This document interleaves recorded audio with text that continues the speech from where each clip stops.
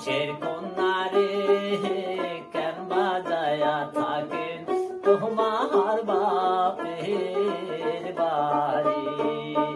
হাউসের কন্যা রে কেন বাজায়া থাকেন তোমার বাপের বাড়ি।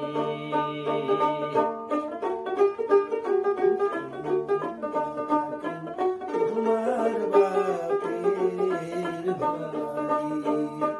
হাউসের কন্যা রে কেন বাজাইয়া থাকেন তোমার বাপের বাড়ি।